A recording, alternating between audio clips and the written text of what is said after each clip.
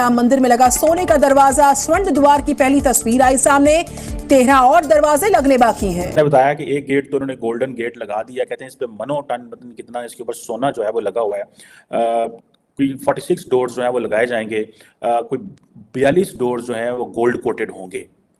इस दरवाजे की कीमत न सिर्फ करोड़ों में बताई जा रही है, साथ ही एक अहम जानकारी ये भी मिल रही है कि ऐसे करीब 14 सोने के दरवाजे अभी मंदिर परिसर में लगने बाकी हैं। ये क्यों इतना सोना लगाया जा रहा है? उधर इंडिया में है ना मस्जिदें, वो क्यों शहीद कर रहे हैं? हमें 4.5 लाख के करीब मस्जिदें हैं, कौन सी शहीद की है? वो बाबरी मस्जिद शहीद नहीं की उन्होंने। मंदिर में लगे सोने के 4 दरवाजे, तेजी से चल रहा है दरवाजा लगाने का काम और 18 जनवरी तक लग जाएंगे सभी दरवाजे। 10 दरवाजे लगाने का काम जारी है। मस्जिद की जगह पे मंदिर नहीं बन सकता, मंदिर की जगह पे मस्जिद बनती है।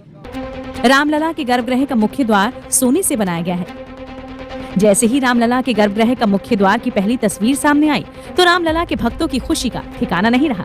और क्या होने जा रहा है अब, फॉर एग्जाम्पल अयोध्या को जिस तरह कुछ 7,000 के करीब आपको पता है जो लोगों को इनवाइट किया जा रहा है। मुसलमानों के साथ जुल्म आज भी देख लें, माइनॉरिटीज के साथ इंडिया के अंदर जुल्म हो रहा है। अब देखें बीजेपी और आरएसएस का माइंडसेट देखें तो there is one simple thing, they want to reclaim everything, they want to rewrite every history, they want to rewrite everything और they want to give a new face to India. ठीक है जी। अब कहा जाता है कि जितने गोल्ड एसेट्स थे लूटे गए तारीख के अंदर, वो सारे के सारे हम तो बड़े अमीर थे, हिंदूज बड़े अमीर थे, इंडिया बड़ा अमीर था, कुछ मुसलमान ले गए, कुछ गोरे ले गए। This is what is being told, said, much of that is right, frankly speaking. Many people may not agree, but this is a story.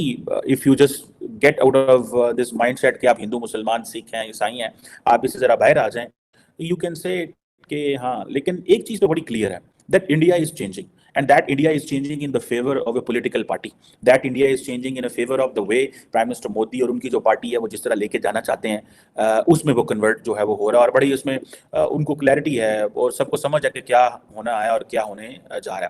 अब फॉर एग्जाम्पल अयोध्या को जिस तरह कुछ 7,000 के करीब आपको पता है जो लोगों को इन्वाइट किया जा रहा है, 7,000 के करीब पॉलिटिशियंस, बॉलीवुड सेलिब्रिटीज हैं, क्रिकेटर्स हैं, इंडस्ट्रियलिस्ट हैं।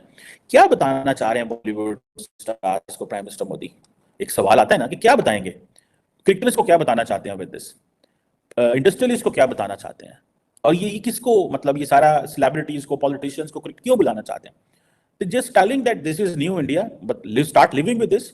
अगर फॉर एग्जाम्पल इस जगह पे मस्जिद बनती तो वो गिरा दी गई थी 1992 में। अब हमने सुप्रीम कोर्ट से बैटल जीत ली है, अब ये मंदिर बना है। आप देखें ये पब्लिक मनी से हमने सोने के गेट लगा रहे हैं। So we are having the India back which was in the original shape centuries अगो।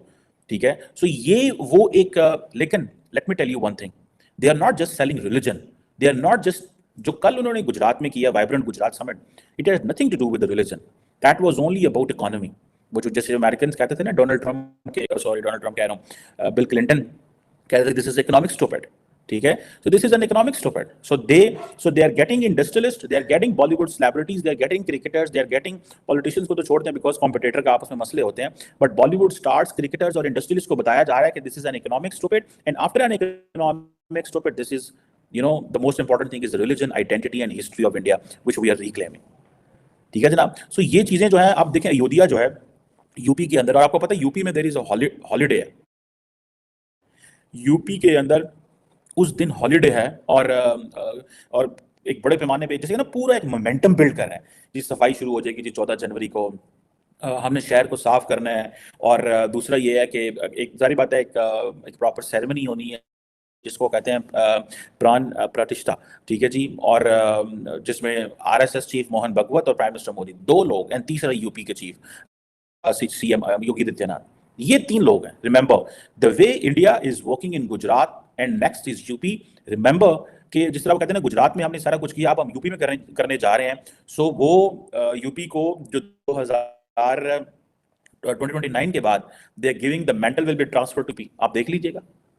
और मुझे लगता है कि जब वो जो सारी की सारी वो जो छड़ी है वो ट्रांसफर होगी from prime minister Modi to UP chief जो है चीफ मिनिस्टर को ट्रांसफर होगी, वहाँ पे सारी बात है।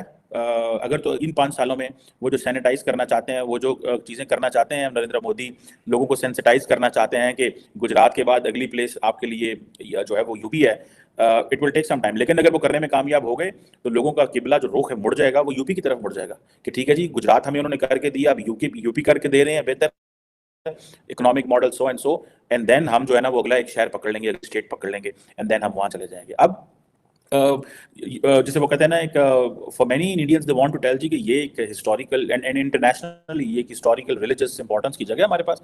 हमारा जो लॉर्ड रामा थे उनकी ये बर्थ प्लेस है, जिनके बारे में जो जितनी भी एंशियंट टेक्स्ट हैं, रामायण और महाभारत जो हैं उनके अंदर, और ये हिंदुओं के लिए बड़ी इंपॉर्टेंट जगह है, कल्चरल आइडेंटिटी यहाँ पे है, हिस्ट्री है, इसकी रिलीजियस सिग्निफिकेंस है।